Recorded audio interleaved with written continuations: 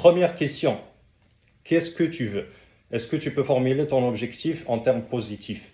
Pourquoi en termes positifs? Parce que notre subconscient, il est attiré par le positif et il fait pas la distinction entre le négatif et le positif. Je vous donne un exemple. Si je vous dis, si vous parlez à votre enfant par exemple, et vous dites ne fais pas de bêtises, son cerveau, il va enlever la négation, il va entendre bêtises. Par contre, on peut lui dire sois calme, soit comme ci, soit comme ça. Il faut être spécifique. Donc la même chose ici avec nos objectifs. Par exemple, je veux apprendre le Coran, je veux être en forme, je veux gagner ceci, etc. Donc, formuler l'objectif en termes positifs. Deuxième question, en quoi cet objectif est important pour moi? Et selon moi, ça c'est la question la plus importante parce que, vous savez, avec le temps, on va perdre la motivation. On est motivé quand on va au gym le premier jour, le deuxième jour, la troisième semaine, mais après c'est la monotonie du quotidien. Donc il faut avoir un pourquoi. Pourquoi je fais ce que je fais? Des fois quand je parle aux jeunes, je leur dis, vos parents quand ils se réveillent le matin, ils ne se disent pas, est-ce que je suis passionné par mon travail? Il sait qu'il a des enfants à nourrir, il sait qu'il a des factures à payer, donc il se réveille, il y va directement.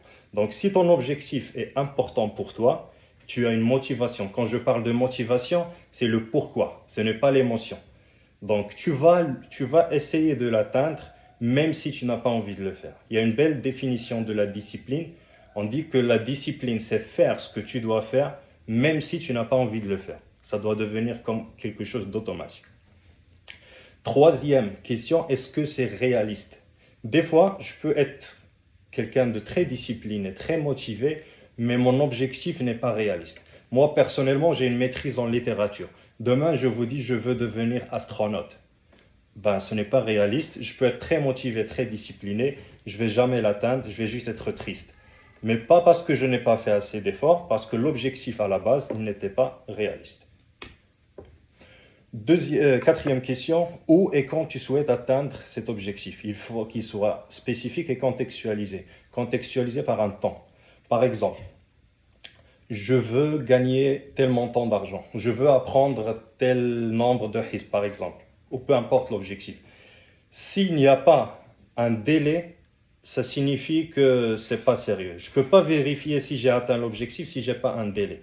C'est comme le travail, c'est comme à l'université. Si vous avez un devoir à envoyer, il y a un deadline, il y a un délai. Donc, si je vous dis, je veux être plus riche, je veux avoir plus de bonheur, etc., c'est très vague.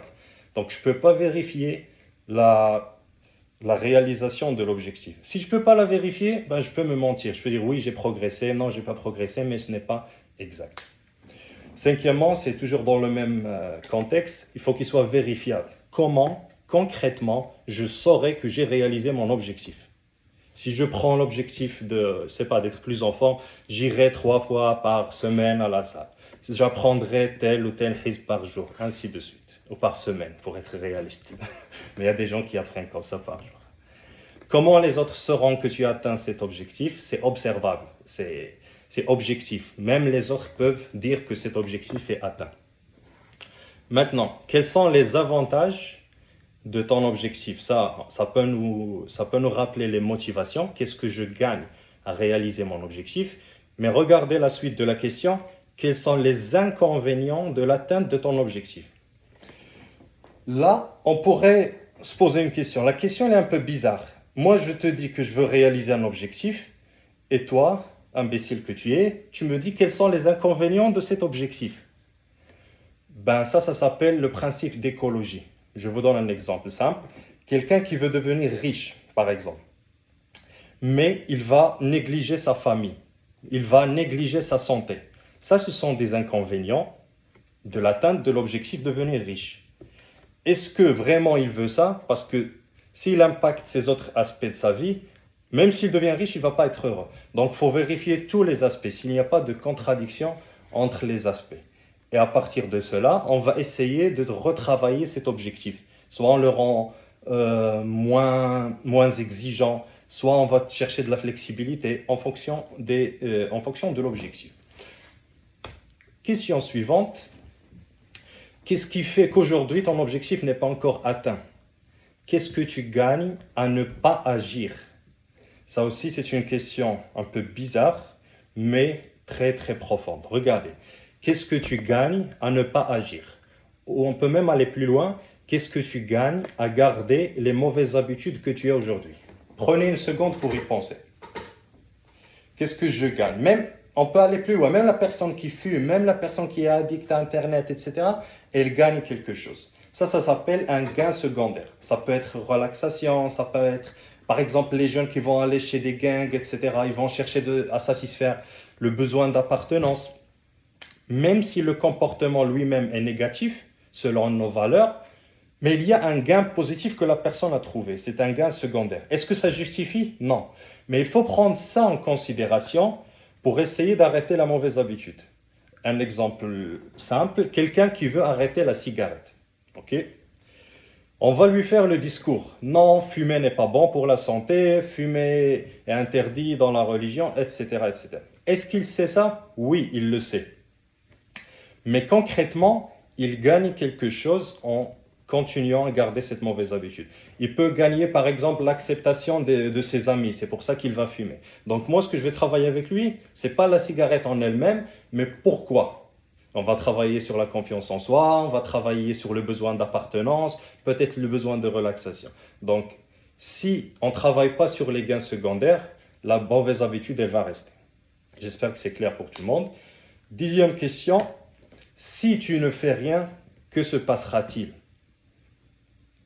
Quelles sont les conséquences de la non-atteinte de ton objectif? Et là, tu vas voir le scénario négatif. Pourquoi c'est important de savoir ça? Parce qu'il y a deux types de motivation. Il y a la motivation envers quelque chose que je veux avoir, il y a la motivation par évitement.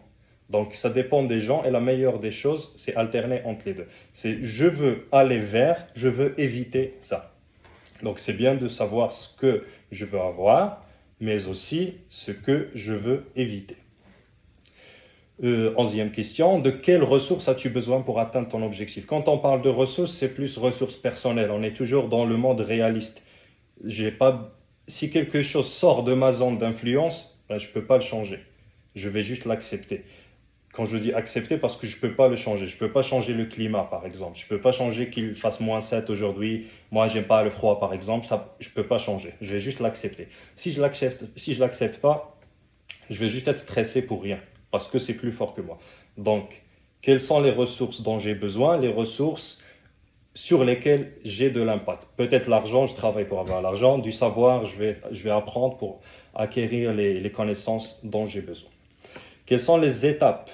Ça, c'est important. Des fois, on va penser à un objectif, on va voir comment on dit en anglais, the big picture, l'image en grand, et on va voir que c'est un objectif intimidant.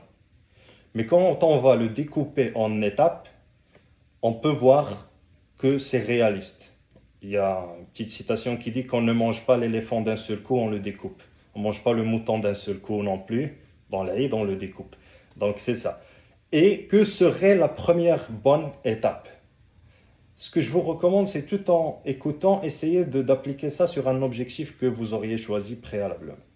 Quelle est la première étape? Après la première étape, on passera à la deuxième, ainsi de suite. Mais voir juste la fin, elle est intimidante. Récemment, je m'intéresse à une discipline sportive qui s'appelle le jiu-jitsu brésilien. Pour avoir la ceinture noire, c'est 10 ans. C'est l'équivalent d'un doctorat, ils disent. C'est intimidant, 10 ans. Mais quand tu décortiques ça, qu'est-ce que je dois faire aujourd'hui, demain, après-demain, l'année prochaine, etc., on voit que c'est réaliste. Et à la fin de tout ça, au vu de tout ce que tu m'as dit, peux-tu maintenant reformuler ton objectif? Maintenant, avec toutes ces questions, on va essayer d'aller vers un objectif plus spécifique, plus clair, et on va voir les critères d'un bon objectif. Pour qu'un objectif soit un bon objectif, il doit respecter les critères SMART. SMART, ça signifie bien sûr intelligent en anglais.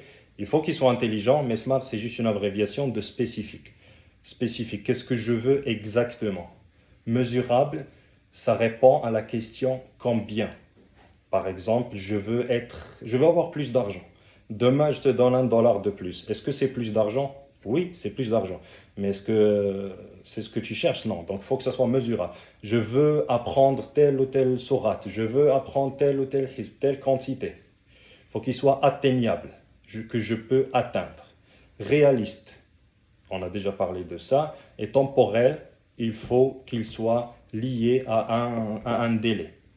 S'il n'y a pas de délai, ça reste juste un rêve, ce n'est pas un objectif. Donc vous pouvez garder ça.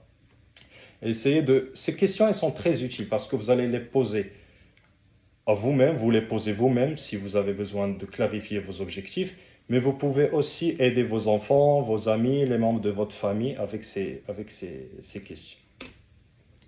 Maintenant, j'aimerais vous proposer un exercice très intéressant.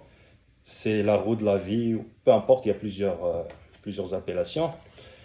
J'aimerais que chacun de vous visite les aspects de sa vie. Je pense comme ça, avec ce tableau, c'est plus clair. Donc, on va voir les aspects de notre vie.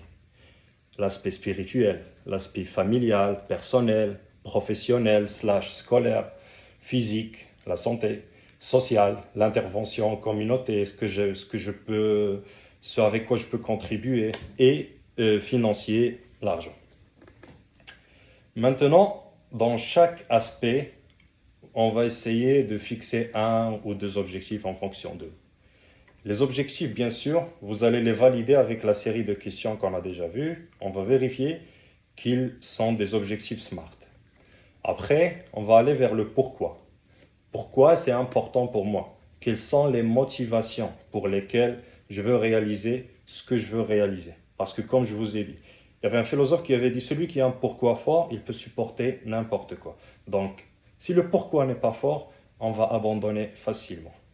Comment? C'est l'ensemble des actions que vous allez poser au quotidien pour atteindre cet objectif. Donc, si je prends, je ne sais pas quel objectif, on va prendre un objectif physique, juste être en bonne santé. Pourquoi je veux être en bonne santé? Je veux être en bonne santé parce que c'est important, parce que mon corps, c'est le garage où je vis, il faut l'entretenir. Si je suis en bonne santé, je peux être en meilleure santé mentale. Si je me sens mieux, je peux être un bon papa, un bon mari, je peux être une personne qui apporte plus de positivité dans mon entourage, etc. Donc, essayez toujours de poser la question pourquoi, et vous allez voir qu'il y a toujours des motivations plus profondes. Pardon. Donc, je ne sais pas si vous pouvez intervenir, mais j'aimerais bien vous écouter, prendre quelques objectifs dans n'importe quel aspect, juste écouter vos objectifs et on